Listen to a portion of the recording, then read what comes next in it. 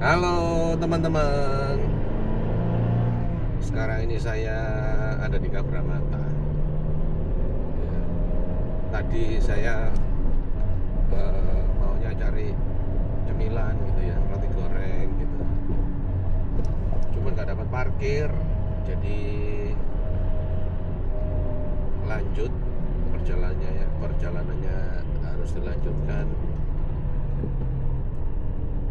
Jadi gini teman-teman ya, kalau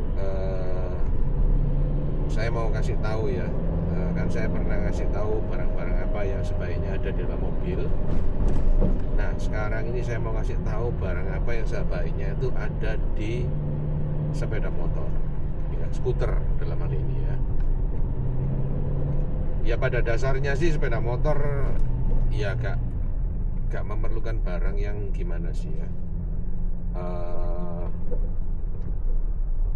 Karena skuter itu ringan gitu ya, jadi saya pikir kalau mama mau naik tol itu kok kayaknya gimana ya, tol itu kecepatannya kan tinggi teman-teman, jadi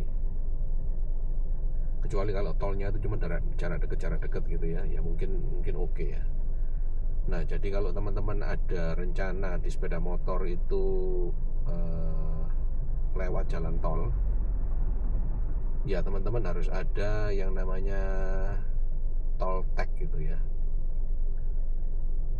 Tapi sebenarnya yang teman-teman perlukan itu adalah akunnya, ya, entah akunnya e-tol atau link T. Itu asal ada akunnya itu teman-teman bisa menambahkan ininya ya, menambahkan kendaraan. Jadi nanti kalau yang ditambahkan itu plat nomornya teman-teman. Ya. Misalnya mobil ini di dalam mobil saya ini ada ininya, ada tagnya. Jadi sekalipun plat nomornya ini nggak perlu dikenali, tapi tagnya ini bunyi kalau lewat tol gitu ya, lewat apa kayak gerbangnya itu ya, bunyi gitu. Nah tapi kalau yang saya mau menambahkan skuter ya, itu saya perlu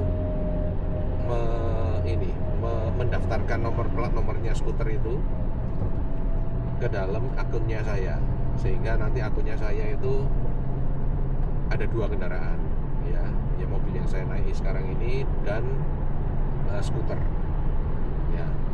Tapi ini teman-teman kalau lagi sewa ya, kalau sewa skuter atau sewa motor itu teman-teman itu perlu menanyakan ya, apakah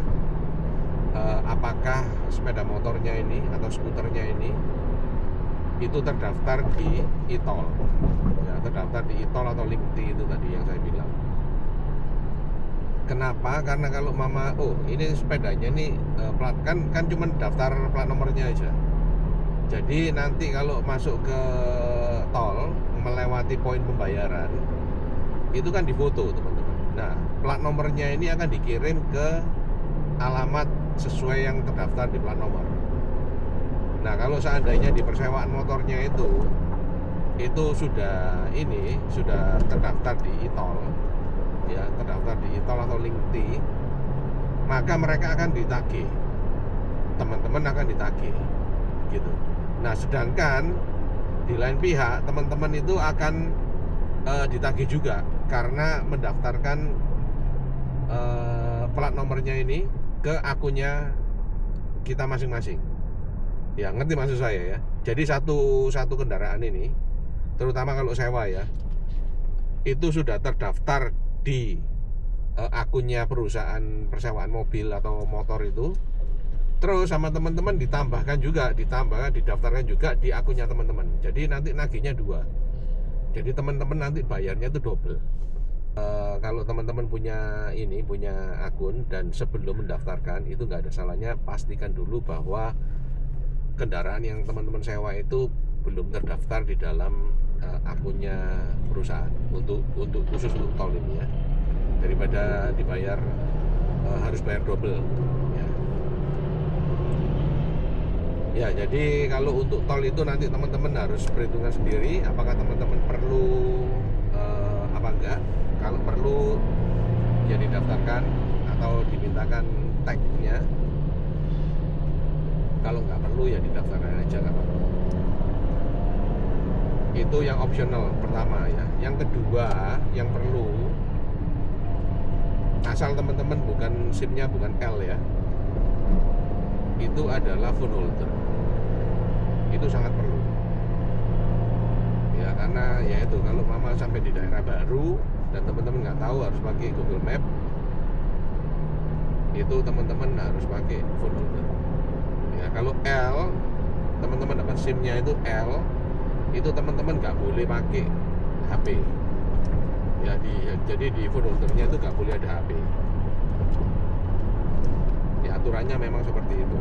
Sekalipun ini saya cuma pakai untuk ini loh, navigasi aja ya, tetap nggak boleh.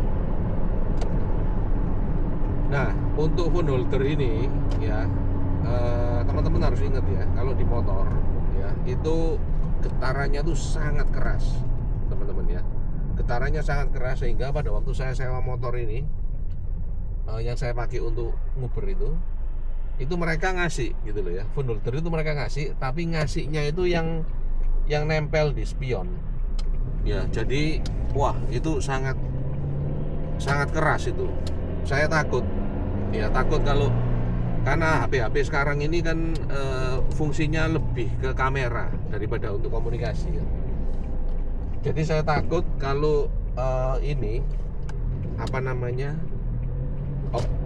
optimization apa gitu ya, yang untuk menyetabilkan ini loh, menyetabilkan gambar itu sangat peka katanya. Jadi kalau memang kena getaran yang sampai terus menerus di sepeda motor seperti itu gampang rusak.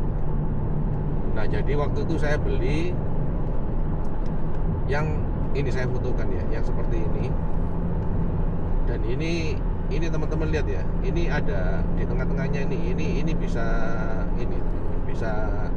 kayak ada shock breakernya gitu ya. Tapi pakai ini pun saya lihat wah, ini getarannya ini tetap sangat terasa gitu loh.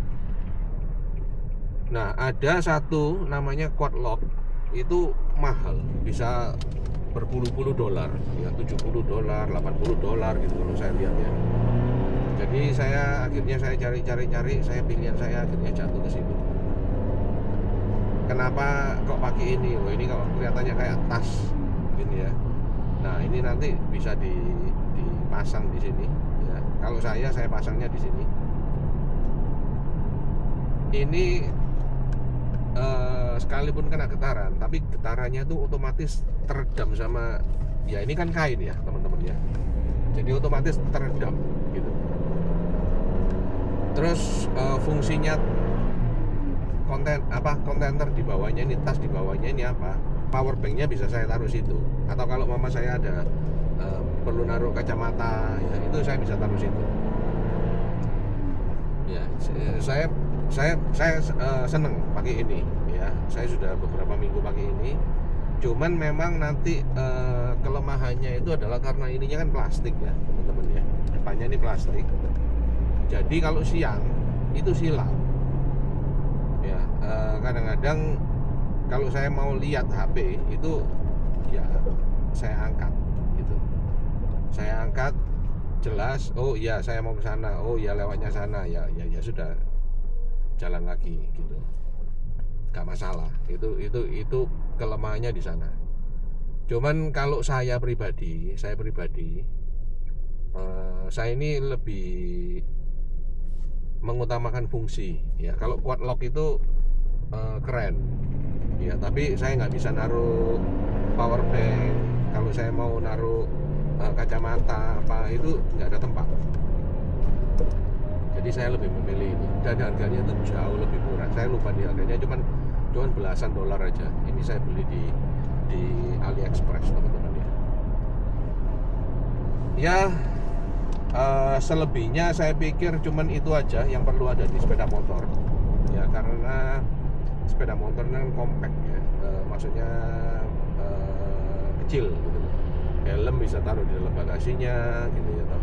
Terus jas hujan juga bisa taruh di dalam bagasi gitu, di bawah bangku ya, karena ini skuter ya. Jadi saya pikir itu ya barang-barang yang teman-teman perlu punya ya, kalau teman-teman sewa dan berencana untuk ini ya, untuk dipakai untuk Uber Eats gitu ya.